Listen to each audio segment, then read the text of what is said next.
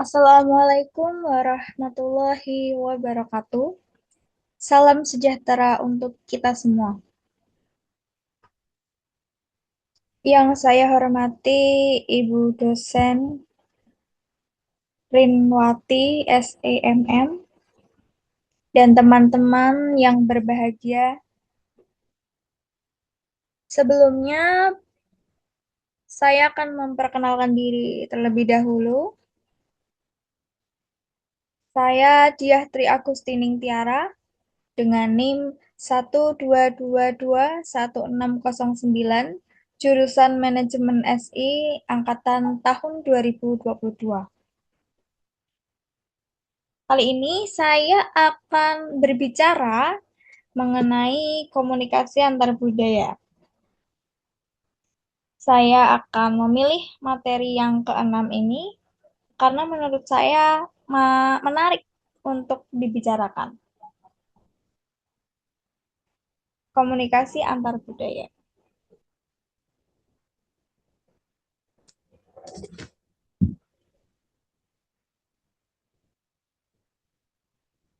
Pengantar. Budaya adalah sistem ide, nilai kepercayaan, struktur, dan praktik yang dikomunikasikan oleh satu generasi ke generasi berikutnya, dan yang menopang cara hidup tertentu. Komunikasi antar budaya adalah komunikasi antar pribadi yang dilakukan oleh mereka yang berbeda latar belakang kebudayaannya. Proses yang simboliknya itu interpretatif, transaksional, atau kontekstual. Pendahuluan. Komunikasi antar budaya. Komunikasi antar budaya merupakan proses komunikasi yang terjadi antara orang-orang yang memiliki kebudayaan berbeda-beda, baik beda ras, etnik, sosial, ekonomi, atau gabungan dari semua perbedaan. Komunikasi antar budaya terus berkembang, apalagi di saat manusia bisa bebas berkomunikasi karena adanya perkembangan teknologi. Kebudayaan.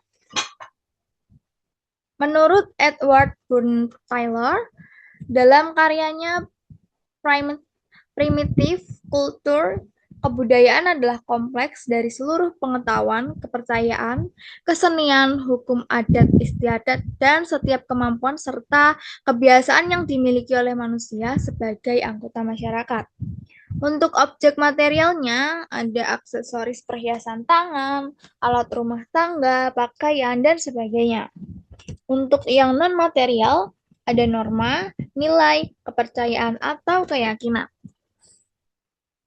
Apa sih tujuan dan pentingnya komunikasi itu? Tujuan komunikasi antar budaya pada hakikatnya dapat menciptakan keselarasan dan kebersamaan. Selain itu, juga dapat saling memahami sisi-sisi perbedaan antar individu. Hal itu pun sering terjadi di Indonesia, karena Indonesia merupakan negeri yang memiliki ragam budaya. Pentingnya komunikasi lintas budaya menjadi sangat penting karena sangat berguna pada saat kita berkunjung atau berkomunikasi dengan lawan bicara yang berasal dari daerah atau negara lain. Begitu juga halnya dalam lingkungan kerja. Indonesia terdiri dari beragam budaya sehingga sangat plural. Seperti ini contohnya. Pembentukan budaya dan cara berkomunikasi. Untuk struktur budayanya ini ada pola persepsi, berpikir, perasaan, kemudian menjadi identitas budaya. Untuk struktur sosialnya, yakni pola-pola perilaku sosial, lalu menjadi identitas sosial. Posisi sosial setiap orang berkaitan erat dengan perannya dalam struktur budaya maupun sosialnya. Ketika posisi sosial sudah terinternalisasi, maka posisi itu akan membuat identitas sendiri. Jika terjadi perubahan cara berpikir, maka di sana ada perubahan kebudayaan. Seperti itu. Iklim komunikasi antar budaya. Iklim komunikasi atau suasana psikologis dan sosial dari individu dikonstruk sebagai suatu situasi, kondisi, suasana yang melibatkan perasaan atau suasana hati dan batin bagi berlangsungnya aktivitas komunikasi pribadi, kelompok, organisasi, publik, dan massa. Iklim komunikasi dapat ditunjukkan oleh karakteristik. Contohnya suasana yang menggambarkan kebebasan, suasana yang tidak ada lagi tekanan dari kekuasaan, lalu prinsip keterbukaan, dan lain sebagainya. Nih, faktor terjadinya komunikasi antar budaya itu ada apa aja sih? Ada faktor mobilitas. Jadi ini perjalanan dari negara satu ke negara lainnya bukan menjadi hal yang khusus lagi. Atau kegiatan seperti ini sudah menjadi kegiatan yang umum dilakukan oleh masyarakat. Hal itu terjadi karena adanya peluang-peluang bisnis yang menggiurkan dan pendidikan yang menjamin. Sehingga terjadilah mobilitas yang luas dan terjadilah berbagai budaya yang menyatu pada suatu wilayah. Kemudian yang kedua ini dari faktor ekonomi. Jadi faktor ekonomi juga sangat mempengaruhi adanya komunikasi antar budaya. Contohnya saja, negara Indonesia yang memiliki ekonomi berkembang akan mengalami ketergantungan dengan negara yang memiliki tingkat perekonomian yang tinggi. Sehingga terjadilah perpindahan pekerjaan dan terjadilah penyatuan budaya dalam teknologi akhir-akhir ini. Di akhir-akhir ini memang tumbuh semakin pesat, sehingga teknologi pun mampu membawa kultur luas masuk ke suatu wilayah yang dapat memengaruhi budaya bangsa. Oleh karena itu, teknologi pun mampu membuat komunikasi antar budaya ini menjadi lebih mudah dan praktis. Bahkan cepat atau lambat, teknologi dapat memberikan dampak akan terjadinya pertukaran budaya secara besar-besaran. Kemudian faktor imigrasi. Sudah tidak aneh lagi ya ketika kita berjalan di rumah sendiri, kita melihat orang-orang asing di sekeliling kita. Nah, hal itu terjadi karena adanya kegiatan imigrasi untuk suatu kepentingan.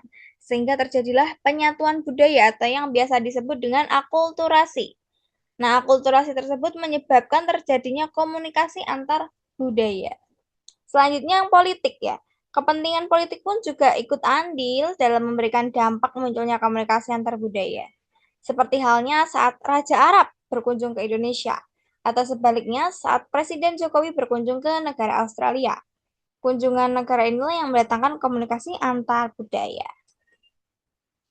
Bentuk komunikasi antar budaya itu apa saja sih? Jadi ada komunikasi internasional. Di sini bentuk komunikasi antar budaya yang terjadi antara dua negara atau lebih. Bentuk ini dapat dilihat dari berbagai macam kegiatan diplomasi maupun propaganda yang sering berkaitan dengan kondisi interkultural atau antar budaya dan interrasial atau antar ras. Pada bentuk komunikasi ini cenderung berkaitan dengan kepentingan suatu negara dengan negara lainnya yang meliputi permasalahan ekonomi, politik, pertahanan, dan lainnya.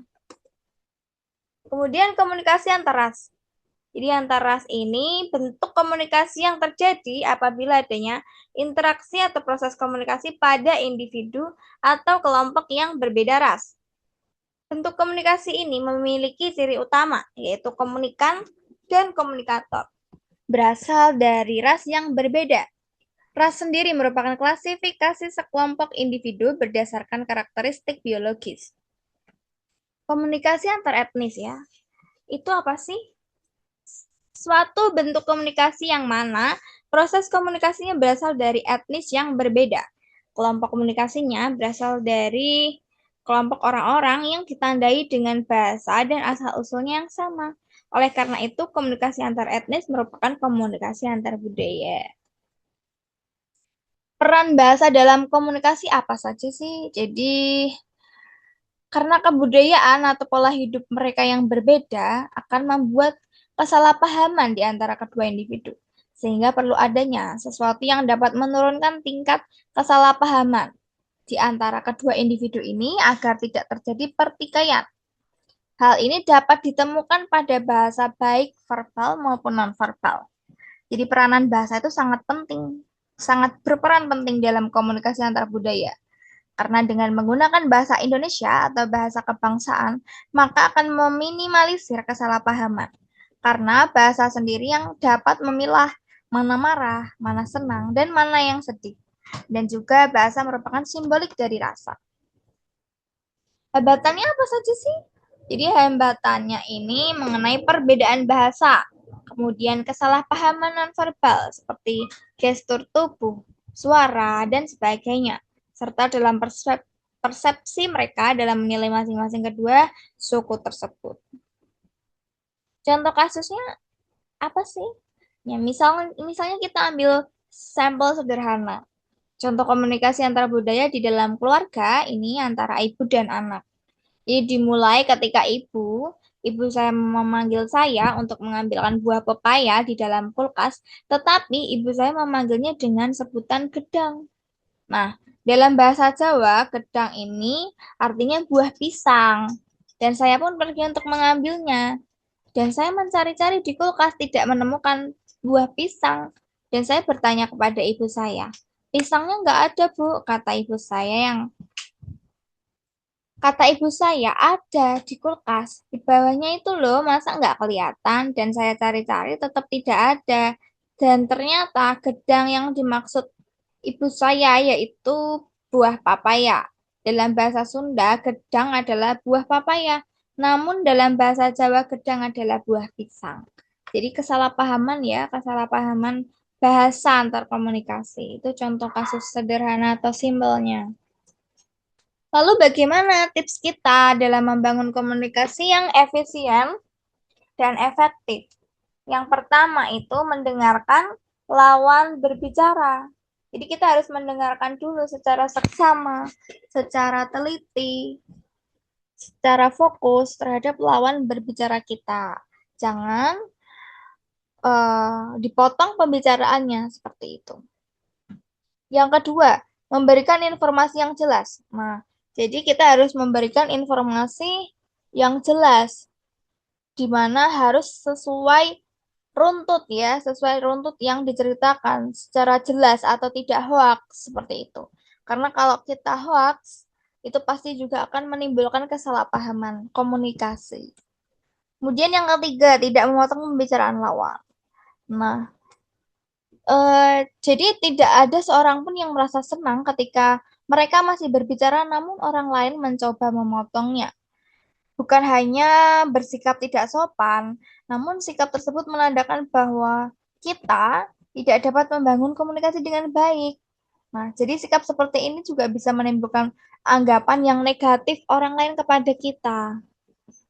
Bahkan orang lain juga dikhawatirkan malas memberikan tanggapan kepada kita. Lalu yang keempat, menguasai materi.